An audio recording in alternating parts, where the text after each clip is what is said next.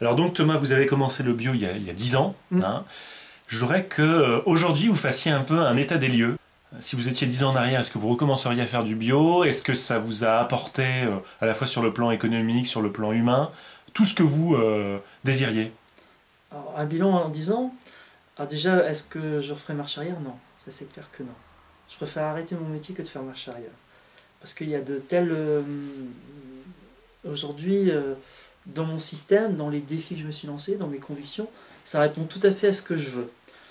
Alors, en termes de bilan économique, c'est clair que c'est beaucoup plus difficile de faire du bio que du conventionnel.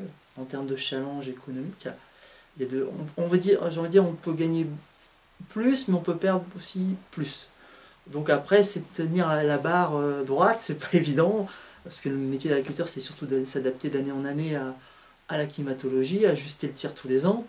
Donc c'est plus difficile quand même, il faut l'admettre. Il faut savoir qu'on a aussi l'économie qu'on peut faire en produits phytosanitaires qu'on n'a pas en bio, on va le mettre dans la main-d'œuvre.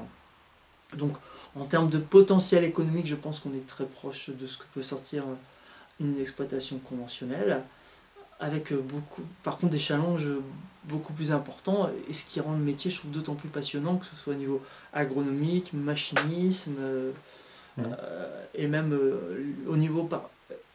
Dans la question, c'est aussi l'humain. Là, par contre, c'est vrai que l'échange humain, c'est pour ça qu'on est là ensemble à discuter. Et même par rapport aux salariés, aux collègues conventionnels, je trouve que là, par contre, c'est très enrichissant. D'accord. Alors, on parlait de la main-d'œuvre un instant. Vous avez combien de salariés pour donc la SAU totale? Aujourd'hui, 150 hectares, ouais, avec une activité, donc poule pondeuse, un atelier production de pommes acides, transformation, on fait à peu près 15 000 bouteilles. On est 3 personnes à temps plein. En vous comptant? En mon comptant, ouais. Avec une petite pointe de main-d'œuvre aussi sur les légumes en désherbage manuel au mois de juin, quoi. On a là l'équivalent d'un demi-temps plein qui viendrait aussi sur cette période-là. D'accord. Est-ce que les printemps secs vous aident à mieux désherber mécaniquement? Oui, oh oui, cette année c'était facile. Non, il n'y a pas photo. Aujourd'hui, des années sèches, c'est beaucoup plus facile. Maintenant, bon, en termes de potentiel aussi, on s'est limité par le manque d'eau. Mais globalement, cette année, le désherbage, c'est facile, quoi. D'accord. Est-ce que vous pouvez donner un petit peu les rendements que vous faites? La fourchette, alors je prends toujours comme exemple, moi, mon repère, c'est de dire si je fais la moitié des rendements moyens de ma région, potentiellement, je suis bien. Cette année, on va avoir, j'estime qu'on est entre 35 et 40 quintaux sur l'équivalent. On n'est pas au équivalent du blé, quoi. Ce qui est, mes collègues, je vois, font 70 à 75 quintaux, donc je suis à peu près dans les clous, quoi. Après, il y a eu des bonnes, je vois les orges, même j'avais des orges dans des terrains assez calcaires, assez secs, on va être un petit 40 quintaux, 38 je pense à peu près, donc ce qui est plutôt pas mal, parce que je m'attendais à faire beaucoup moins. Après, les poils, on est en plein dedans, on est en train de les faire, je sais pas. Ce sera pas terrible non plus, les poils, hein, comme... Ah oui? Non, ça fera, si je fais 10, 15 quintaux... D'accord. D'accord. Et comment ça se fait, par exemple, que les pois, ça n'a pas été? Alors là, c'est un précédent endive, donc c'est très particulier. En plus, c'est pareil, les sèches, semis... Nous, on a des secteurs à tordeuses, on a pas mal de... Il y a des tordeuses par ici.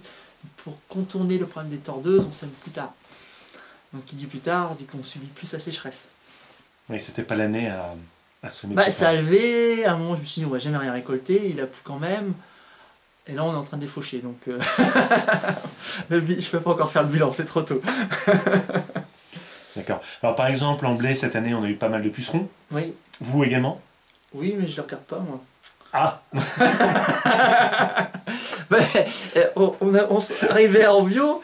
À partir du moment où on ne peut pas lutter, et puis que nos objectifs sont rendement, allez, c'est 40 à 50 quintaux, le point limitant, ça ne va pas être l'attaque de pucerons, ça va être l'azote, c'est l'enherbement et l'azote.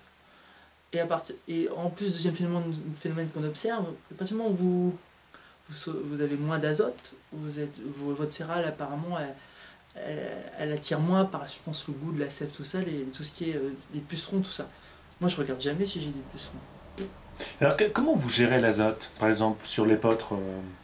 C'est quoi, fumier? Alors, moi surtout c'est fiente de poule, puisque j'ai un atelier de poules pondeuses, donc j'ai de la fiente de poule. Après j'achète éventuellement de la fiente de poule bio, vinasse de betterave, on s'en prive pas. Et on utilise de plus en plus, on essaye, alors c'est pas encore, on est en train d'acquérir des connaissances, mais c'est encore au début, c'est tout ce qui est culture intermédiaire éventuellement en légumineuses, quoi. Des trèfles qu'on implante dans les céréales sous couvert, qui va, si ça se passe bien, va être implanté après la récolte et va permettre de donner de l'azote après labour sur une culture de printemps et éventuellement d'hiver. Mais tout ça, on est en train de caler les itinéraires, c'est pas... Alors la rotation type, c'est quoi chez vous? Alors type, il n'y en a pas encore aujourd'hui, parce qu'il y a tellement de nouvelles choses qui arrivent. Dernièrement, là je viens de contractualiser 20 hectares de production de luzerne. Alors ça fait partie justement des atouts agronomiques que je veux prendre sur la ferme, parce que c'est une culture qu'on implante pour 2 ans, qui va nettoyer les parcelles. Parce que l'un des problèmes des herbages, c'est les vivaces, rumex et chardon. Et l'avantage de la luzerne aussi, c'est qu'au bout de 2 ans, vous faites 2-3 ans, vous faites derrière au moins 2 céréales, pratiquement sans apporter de l'azote. Donc ça répond totalement. C'est vraiment la culture idéale dans le système bio, quoi. Vous allez vendre la luzerne? Ah oui, elle est vendue, en déshydratation, et j'ai aussi un contrat avec un éleveur bio. Alors Thomas, ça c'est votre parcelle de pois, pois sec. Pois sec précédent endive, donc on peut le voir, il y a quelques kénopodes et surtout beaucoup de repousses d'endive. D'accord, toutes les fleurs bleues là, ce sont les endives. Et ça malheureusement, même en conventionnel, on a du mal à s'en dépêtrer, alors en bio, mais on fait avec. Alors là on n'est pas obligé de trier assez serré derrière. Bon, je pense que c'est des pois qui ont un potentiel d'une quinzaine de quintaux, quoi, à peu près. Alors, bon, vu l'année qu'on a eue, très sec, on a eu des pois, il y a encore 2 mois, je pensais même pas récolter du tout, quoi. Bon là, il y a quand même un peu de pois. Bon, le souci, c'est d'arriver à récolter, parce que la machine, elle doit être... Le souci, récolter, ça va. Le souci, c'est surtout derrière de trier tout de suite pour pas que le pois reprenne l'humidité, quoi. Alors là, c'est la limite technique du bio, là. C'est joli, hein. Ah, c'est joli. On fait souvent des très jolies choses en bio. Non, mais c'est clairement une limite, quoi. Là, c'est limite. D'accord. Alors, la gestion des chardons, comment vous faites? La gestion des chardons, donc c'est outil de travail de sol, sous-solage, éventuellement déchômage à dents. Et après, la luzerne. La luzerne est un des outils agronomiques qu'il faut intégrer dans la rotation pour se permettre de lutter contre les chardons. L'an dernier, à côté, on avait une parcelle avec beaucoup de chardons. J'ai fait un endroit, j'ai fait 2 années de trèfle violet. Alors là, par contre, ça a été super. On a nettoyé la parcelle. J'ai fait cette année du triticale, un triticale. J'ai apporté aucun engrais organique dessus et j'ai fait 43 quintaux. Et j'ai fait qu'un coup de désherbage mécanique. Donc là, par contre, c'est tout bénef. À contrario de cette parcelle, donc là, c'est la situation idéale en bio qui se passe. Alors là, Thomas, c'est votre champ de pommes de terre. Alors, comment vous gérez le midiou? Là, par contre, on prend la mienne méthode, le pulvérisateur, avec bouillie bordelaise. Alors, vous savez que la bouillie bordelaise est pas mal remise en cause. Tout à fait. Alors, qu'est-ce que vous répondez à ça, Thomas? Malheureusement, aujourd'hui, j'ai envie de dire, sur la pomme de terre, il n'y a pas d'autre solution si on veut demain réussir à gérer le mildiou. Ça, c'est clair que sur le cahier des charges, demain on retire la bouillie bordelaise, on va perdre beaucoup quand même en termes de production, parce que ça veut dire qu'on ne pourra pas maîtriser le mildiou, si ce n'est qu'il y a des variétés qui peuvent être résistantes. Là, on travaille sur la variété chair ferme, on travaille sur une variété résistante au mildiou du tubercule. Donc s'il y a du mildiou sur feuillage, on sait pertinemment qu'on arrivera à le conserver.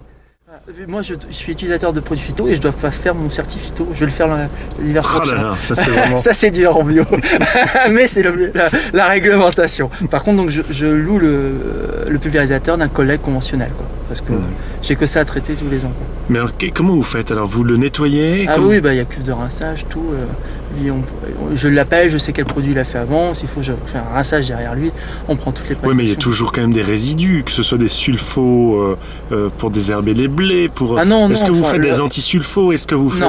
Non. Là, et ça, c'est possible de louer, un pulvérisateur du voisin? Après, c'est bon. Faut savoir que moi, je l'utilise. En général, il a fini. C'est qu'au mois de mai, juin, juillet. Donc lui, il a fini tous ses traitements, désherbant, tout ça.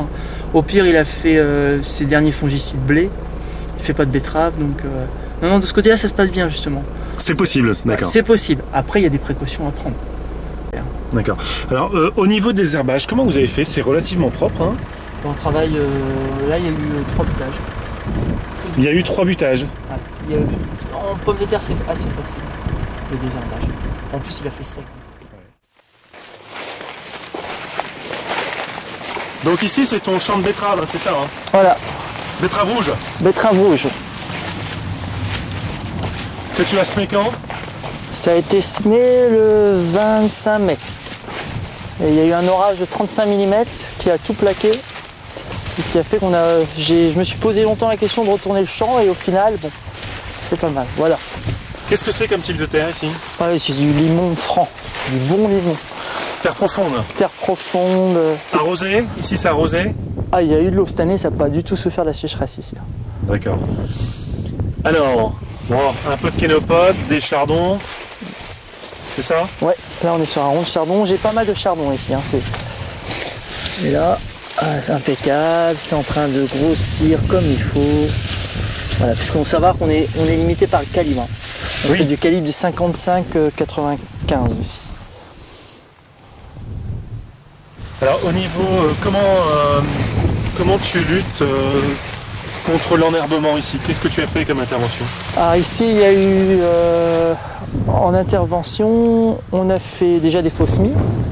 Il y a eu 2 faux semis. Ça a déjà été labouré déjà? Labouré, 2 faux semis avec un système synchrospire franqué, c'est ça? Un franqué, voilà. Et que tu as fait au mois d'avril, mai? Je sais plus, on a dû commencer début avril, 2 ou 3 faux semis, cross-kilette. Après on a semé, donc là c'est semé avec un semoir à endive, en écartement à 34. Et après il y a eu 3 binages. Avec quoi? Binage, c'est une bineuse à disque avec lame. Le disque nous permet de faire un cordon le plus étroit possible.